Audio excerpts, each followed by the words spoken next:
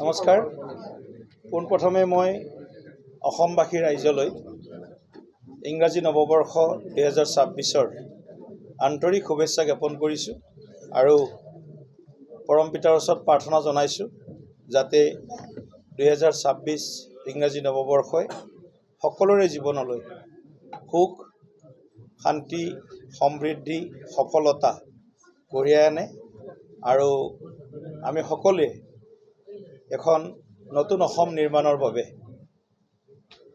যি সংকল্পৰে আগবাঢ়িছোঁ সেই সংকল্পত যাতে আমি সকলোৱে সফল হ'ব পাৰোঁ তাৰ কাৰণে মই অসমবাসী ৰাইজৰ আশীৰ্বাদ বিচাৰিছোঁ, অসমবাসী ৰাইজৰ মৰম বিচাৰিছোঁ আৰু ভাৰতীয় জনতা পাৰ্টি নেতৃত্বত তৃতীয়টো কাৰ্যকালৰ বাবে অসমত NDA চৰকাৰ প্ৰতিষ্ঠা কৰাৰ বাবে ৰাইজে যাতে আমাক সমৰ্থন আগবঢ়ায় তাৰ বাবে ৰাইজৰ ওচৰত আমি বিনম্ৰতাৰে প্ৰাৰ্থনা জনাইছোঁ।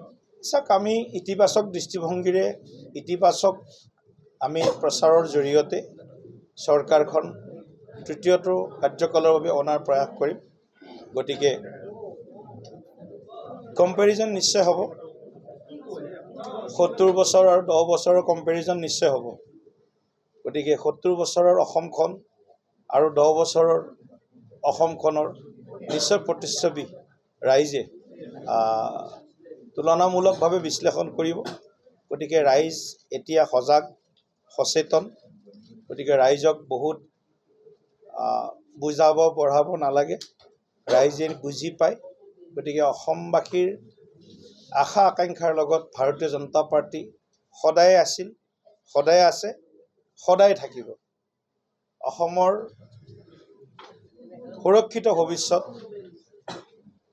বিকশিত অসমৰ অনিৰুদ্ধ প্ৰগতিৰ যি যাত্ৰা, সেই যাত্ৰাক যাতে আমি সকলোৱে মিলি জাতি, ধৰ্ম, বৰ্ণ, ভাষা নিৰ্বিশেষে সকলোৱে যাতে আগবঢ়াই লৈ যাব পাৰোঁ তাৰ কাৰণে সৰ্বস্তৰৰ জনগণৰ পৰা আমি আশীৰ্বাদো বিচাৰিছোঁ, সহযোগিতাও বিচাৰিছোঁ, সমৰ্থনো বিচাৰিছোঁ।